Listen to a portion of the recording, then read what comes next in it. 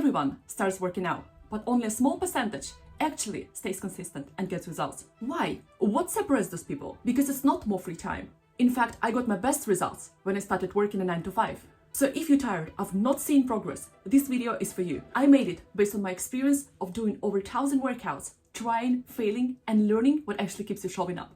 And some of these things are not what you'd expect, because honestly, they surprised me too. So let's start with the first one, which most people only realize after a month of working out and not seeing much change. And I was one of them. One of the most popular fitness advice is that your workouts should be fun. Because yes, by doing what you like initially, you can actually build a habit of working out. But here is the catch. Fun alone doesn't guarantee results. Because another huge part of staying consistent is actually seeing progress. Especially as a busy person who must make time for training. When I started working a 9 to 5, I realized that I simply lacked time to train just for fun. So I found a balance between what I enjoy and what actually gives me results. Training is still fun, but it's an intentional fun. And I'm not saying you should do things you hate, but if you want to see concrete results, you do need to keep your goal in mind.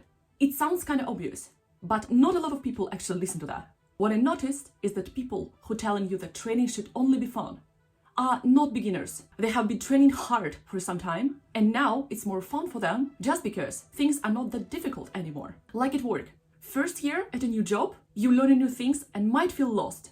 But after some time, those things become easy. When I started working out, I enjoyed walking on a treadmill much more than back days. I hated back days.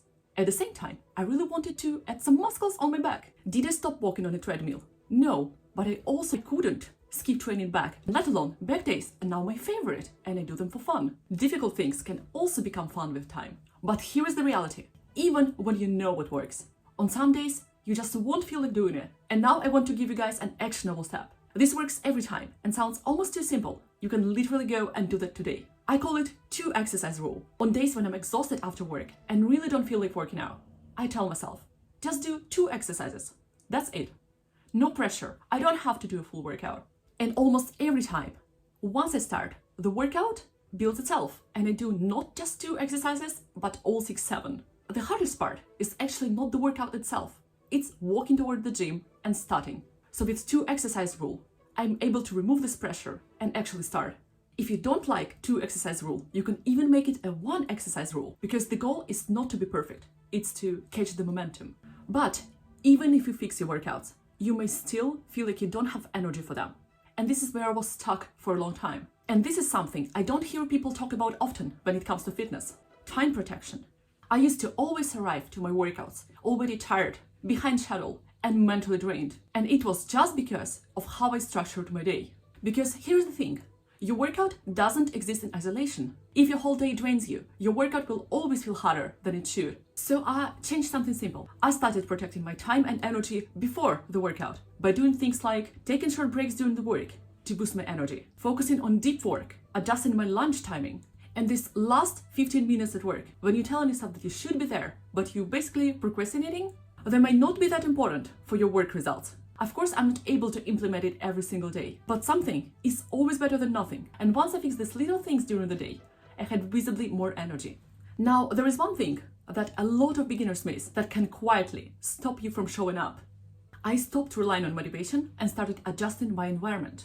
Because when you're busy, you don't choose what's best. You choose what's easiest. So I made working out easier. For example, I keep gym shoes at work because my gym is located next to work.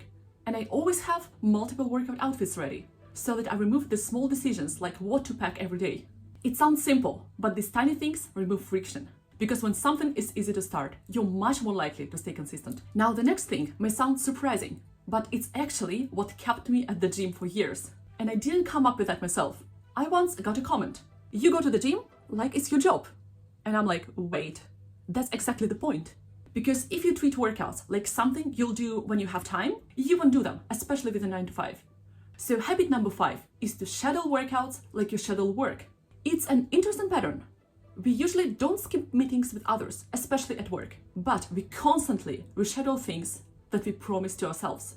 And if we want to see results, we should stop it. I looked back and realized that once I started treating my workouts as non-negotiable, consistency became much easier. Now, the next one is very underrated and I used to ignore it the longest. I already touched on energy in this video, but energy for your workouts also depends on your sleep.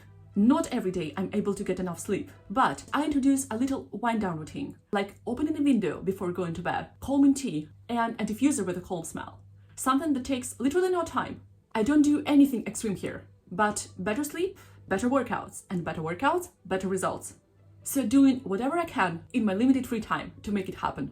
Now, habit number 7 may sound random, and you may be like, why are you even talking about it? But it really matters for our consistency. Just not everyone pays attention to that. Choose comfortable clothing.